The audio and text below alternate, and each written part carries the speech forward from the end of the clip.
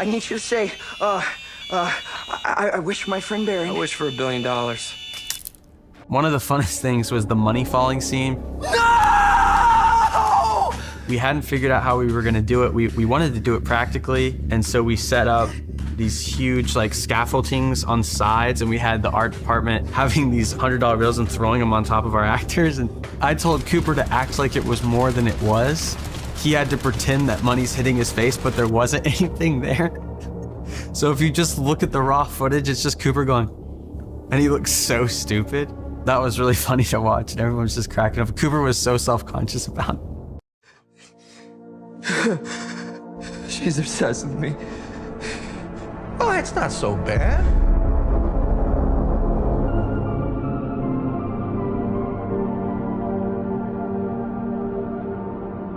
I think if paranoia was personified into a film, it would be obsession. I know what you're trying to do. Almost everybody has been in a toxic relationship. I think they might be able to avoid one by watching this movie. There's gonna be a lot of breakups after this movie. Don't you think? Potentially. I want people to be in the car ride home after the movie thinking about what they would do in a situation like that. If I made a wish, what would I try to do? I just love to put the audience in there because that's the most exciting thing for me. One wish, Willow. Amaze your friends. You only get one wish.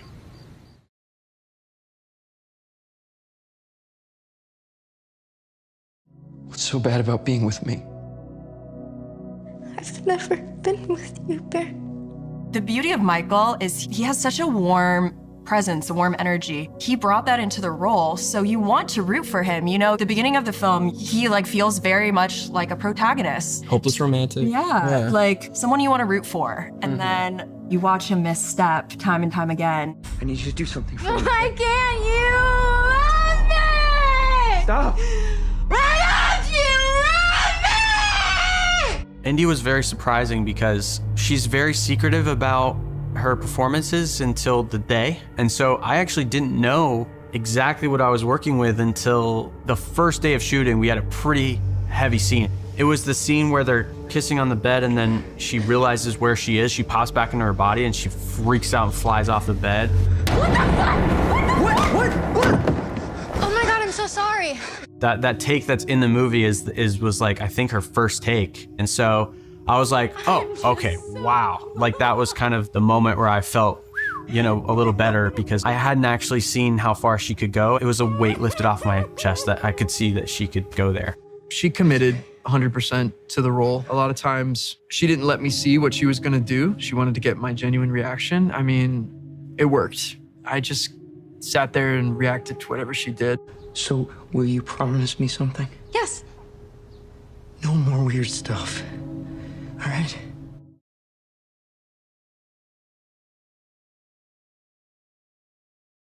I think maybe you should go home tonight. I wanna go home. And, yeah, okay, well, we just started dating, okay? So we need What can I do? space. Please tell me what I can do. I want you just to be normal. I can't be normal. I can be anything. When I read with Indy, it was just obvious that we had a special connection. The first scene that I read with Indy, I believe, was a scene in the film where I am telling Nikki that I just want her to be normal. And she's saying, I can't be normal. And I'm saying, you're not being normal. So it just tears are flowing and it was bizarre. Like I waited in a room for like an hour and then went in, shook her hand, and then immediately went right into the scene. I mean, it was crazy. Not to mention the fact that we just kind of did our own interpretation of the scene. So it was just like spit and touching faces, grabbing. It was very, I was completely open to it. It was a really fun time. I'm sorry. I'm sorry, please. I'm sorry. You're not being like Nikki. I'm sorry. I love you. I love you. Please. He brought everything humanly possible. He was unbelievably raw. He was not afraid of anything. And whenever we pivoted or tried something new, he was game. Thrill me. Oh, what the? Nikki, stop. Oh my God. Stop, please. Nikki, you're scaring me. Don't be scared, baby. Don't be scared. I would never hurt you. I'm sorry. Stop, Nikki. You're scaring me. When I first read the script, I loved that nothing was black and white.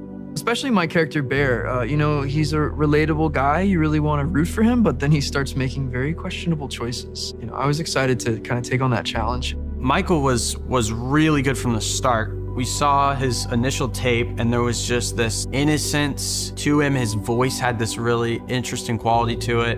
And then we brought him into a chemistry read with Indy. It was like, okay, this is Bear. Like, the unassuming nature that he had was perfect for the character. I couldn't unsee it once I saw him do it.